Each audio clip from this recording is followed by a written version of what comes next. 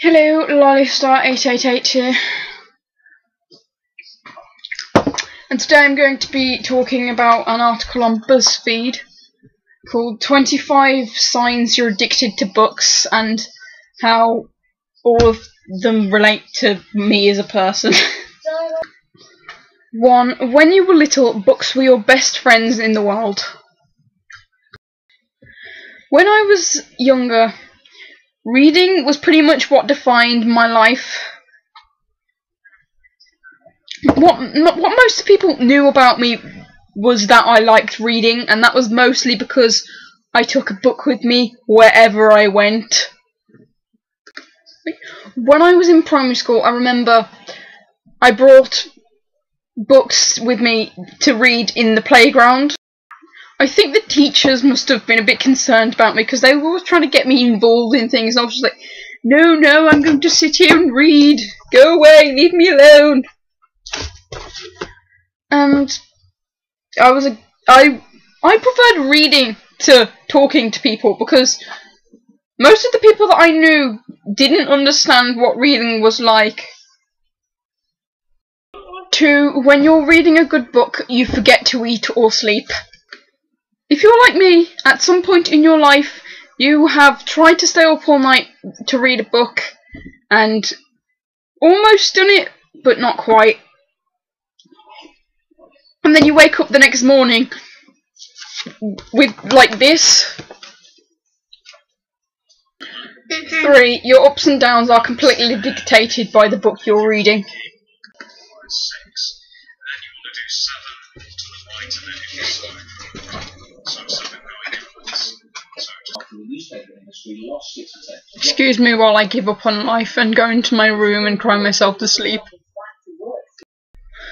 4. You've been traumatised by things that only happened in books you read. Books have a major impact on the way you live out your life. Sometimes you just read a book and then something happens that you can't stop thinking about it for days and days and days. That is what that means. 5. The picture window in your wallet displays your library card instead of your driver's license. For this one, I don't have a wallet nor do I have a driver's license, but in the future I am so going to do that. My school library is literally my home away from home. 6. You think of colours in terms of Penguin classics. I haven't actually read that many classics. That's one of my goals for like 2014, to read more classic books, because I have been wanting to read The Great Expectations for ages now. 7. Rainy days are greater than sunny days. There is just something about rain that I love to do with reading. And it's not just reading for me. I love writing when it's raining outside, because I like the sound of it. It puts me in the zone, as you were. Number 8. This is all you think about when you picture your dream home. And then in the article there's a picture of just a house with bookshelves on every wall with just books everywhere. I want to live at that house.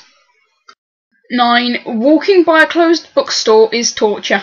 I don't have a bookshop in my town, apart from W.H. Smith's, but that's just a bit of everything store. And it is annoying, and I hate it. I need bookstores to live my life. I hope like where I live in the future has like a town full of bookshops. Whenever I go on holiday, I find a bookshop, I buy around about 10 or so books and devour them. And I cannot imagine having a holiday where I do not go to a bookstore. That would be hell for me. 10. Anytime you undertake any idea or project, the first step is to read a lot of books about it. That one is true if my school library has information on it, because that's the only library I can go to. 11. You would never shame someone for reading, but you're happy to shame them for not reading. I don't think I would try and shame someone for not reading, because I'm not that kind of person. At least I hope I'm not. But if they take it one step too far and start insulting everyone who reads books when they haven't read a book since they was like 4, and it was a Mr. Men it was a copy of Mr. Happy with half of the pages missing, that is when I get annoyed. 12. When others come to you for advice, you just give them books to read. It really depends on the kind of advice they're asking.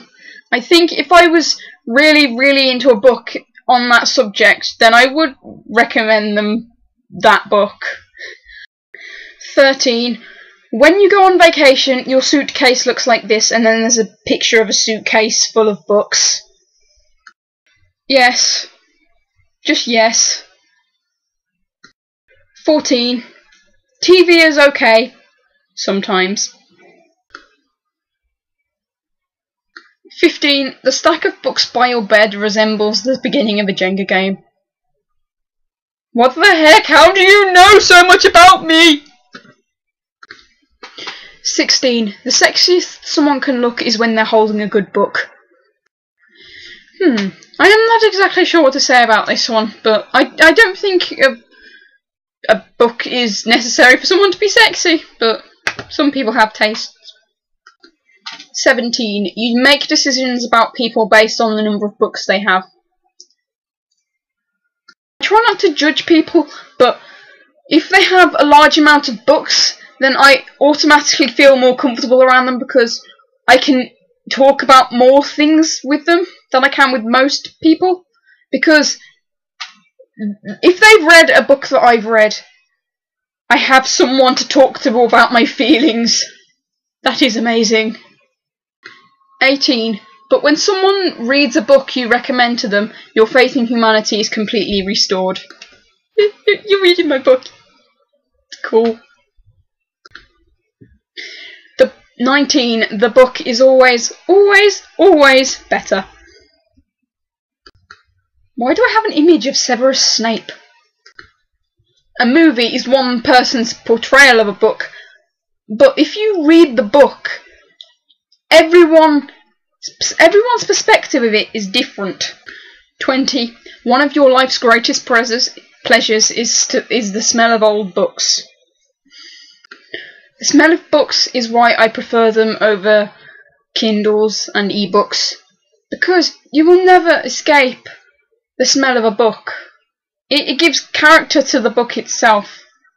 It is the smell of a book. It is that book's smell.